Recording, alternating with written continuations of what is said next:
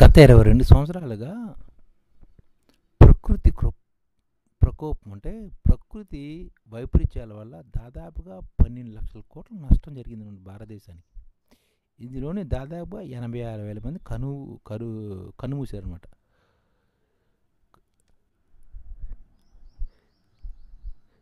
ఆధునిక సాంకేతిక మరింత వినియోగం విస్తృతం జరుగుతున్నా ఈ విపత్తులు తగ్గట్లేదన్నమాట. ఇప్పుడు జాతీయ విపత్తు గణాంకాల ప్రకారం ఏ దాంట్లో ఎంత నష్టం వచ్చిందో చూద్దాం. భూకంపాలు, సునామీ వల్ల దాదాపుగా 61,286 కోట్ల నష్టం వచ్చింది, ఆస్తి నష్టం. వరద వల్ల 7,66,590 కోట్ల నష్టం వచ్చింది.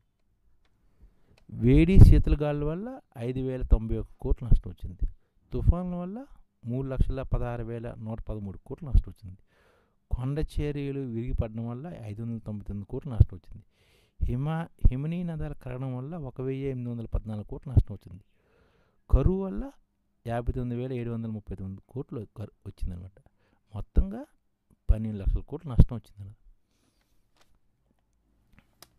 ఇప్పుడు ప్రకృతి వైపరీత్యాలు జరుగుతున్నప్పుడు 12% భూభాగం వరదకు గురి అవుతుందన్నమాట భారతదేశంలో. తీర ప్రాంతంలో 8%, తుఫాన్లకు భూకంపాలు ప్రభావిత ప్రాంతంగా ఒక 20% గుర్తించారు.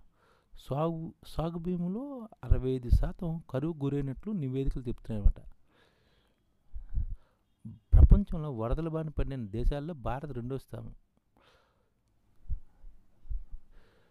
వరదల గురించి 80% ఖచ్చితంగానే భారతదేశం లెక్కేస్తుంది.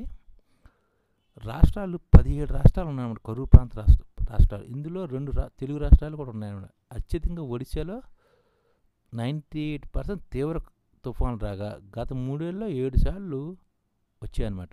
ఉమ్మడి ఆంధ్రప్రదేశ్లో 79 వచ్చాయి తుఫాన్లు, ఒడిశాలో 98 వచ్చాయి. గత 25 ఏళ్ళలో 13 సార్లు తుఫాన్లు, 8 సార్లు వడగాల్పులు వచ్చాయన్నమాట తీవ్రంగా. వీటి తీవ్రత ముందుగానే ఖచ్చితంగా అంచనా వేయడానికి satellite based X band, C band విస్తరణ, dual pole radar network, high revolution terrain డేటాతో సహా ఏం చేయాలో కూడా మన జాతీయ విపత్తుల చూడాలి. ఇవన్నీ చేయాలంటే నగరాలు నీట మునగకుండా ఉండాలన్నా, ప్రకృతి వైపరీత్యాలు తగ్గించాలన్నా ఐడిఎఫ్ ఏర్పాటే ముఖ్యం. ఈ ఛానల్ ముఖ్య ఉద్దేశం ఏంటంటే మన తెలుగు రాష్ట్రాల్లో 1 కోటి మందికి సంఘటిత రంగాల్లో ఏ విధంగా ఉద్యోగాలు ఇవ్వవచ్చు, కనీస నెల జీతం 30,000 వరకు ఏ విధంగా ఇవ్వవచ్చు, ఏ విధంగా చేస్తే ఉద్యోగాలు సృష్టించబడతాయో వివరిస్తూ ఈ ఛానల్ వీడియోలు వస్తాయి. అలాంటి వీడియోలు మీకు కావాలంటే మన ఐడిఎఫ్ భాస్కర్ ఛానల్ని సబ్స్క్రైబ్ చేసుకోండి.